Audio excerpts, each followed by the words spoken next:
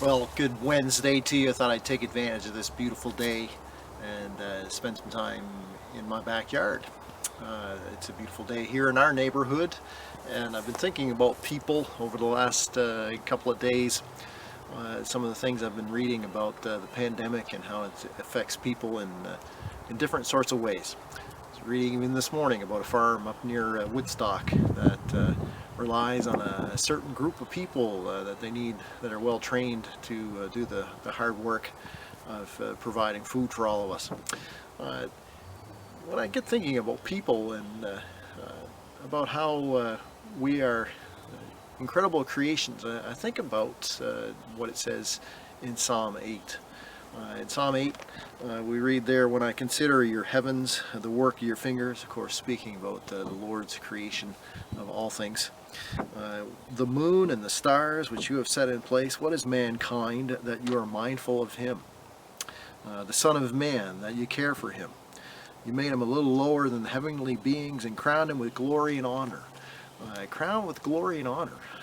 Sometimes we realize that we're frail and that we hardly feel like we've been crowned with glory and honor. But the crown of that God has given to us is that He has given us His work to do.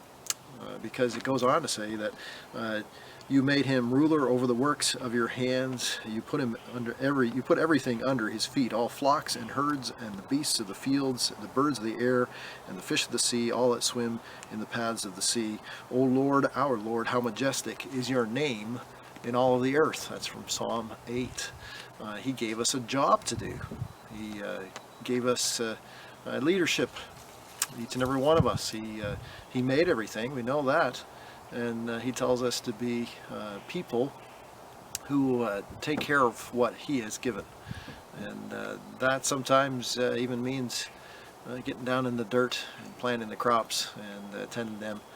So I'm thankful for those who do that.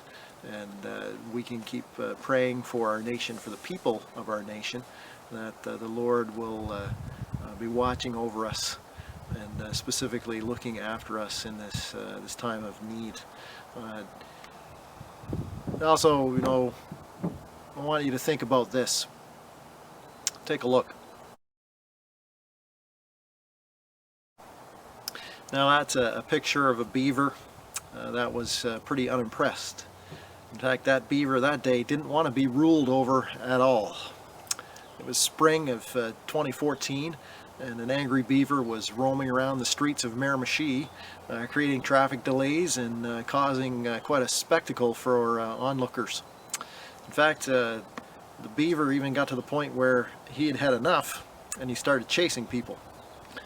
Jim O'Neill, who drives a taxi in the city, noticed that a man was being chased by a beaver off of King George Highway. "You look out the corner of your eye," he said, "and you see a beaver backing somebody up a driveway." So O'Neill did what we'd all would do. He stopped, got out his camera, started snapping pictures. O'Neill got within almost safe social distance. He made it 2.5 meters away from the beaver. The beaver turned on him. He says he slapped his tail in the driveway, slapped his feet on the ground, and he came on.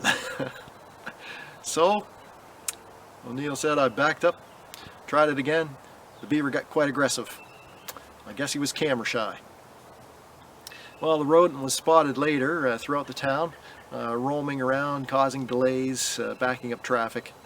The Miramichi police force had to get involved. They were called in about the beaver, and Sergeant Ed Arbo said police deal often with animals, but a beaver, that was a first on his beat.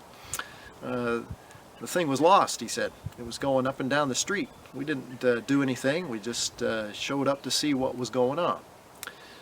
The guys left it alone and told the citizens to leave it alone, and it was on its way to wherever it was going. Now, although it's quite rare, beavers have been known to attack people.